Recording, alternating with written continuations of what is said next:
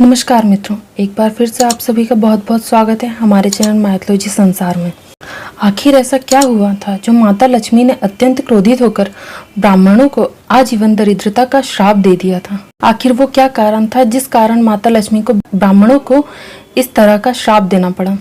अगर आपको हमारी ये कहानी अच्छी लगे तो एक बार जय श्री कृष्णा लिखना ना भूलें और हमारे चैनल को लाइक, शेयर और सब्सक्राइब जरूर करें। एक समय की बात है जब भगवान विष्णु और माता लक्ष्मी क्षीर सागर में शेष शैया पर विश्राम कर रहे थे। माता लक्ष्मी भगवान विष्णु के पैर दबा रही थी। उसी समय वहां पर भृगु ऋषि का आगमन हुआ।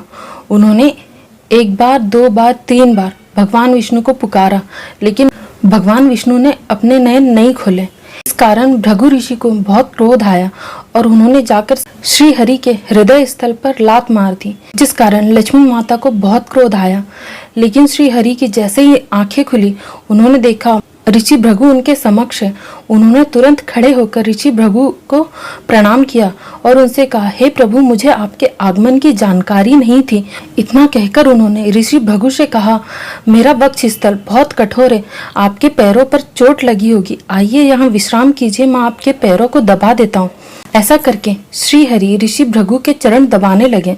यह देखकर माता लक्ष्मी को बहुत क्रोध आ रहा था, लेकिन ऋषि भृगु के आंखों से आंसू निकल पड़े और उन्होंने श्री हरि से माफी मांगते हुए कहा, प्रभु मुझे माफ कर दीजिए, मुझे ऐसा नहीं करना चाहिए।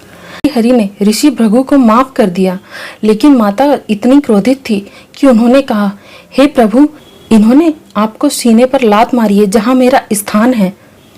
आप भले ही इन्हें माफ कर दो, लेकिन मैं इन्हें माफ नहीं करती।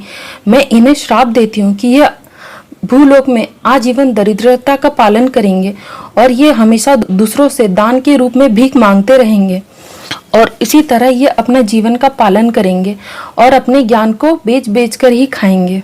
इतना कहकर माता लक्ष्मी भगवान विष्णु से क्रोधित होकर बैकुंठ धाम से चली गई और माता लक्ष्मी के जाते ही बैकुंठ धाम में भी दरिद्रता आ गई।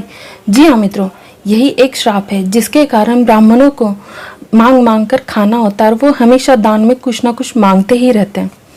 तो मित्रों, अगर आपको हमारी ये कहानी अच्छी लगी तो हमारे चैनल को लाइक करना, शेयर करना और सब्सक्राइब करना ना भूलें। धन्यवाद।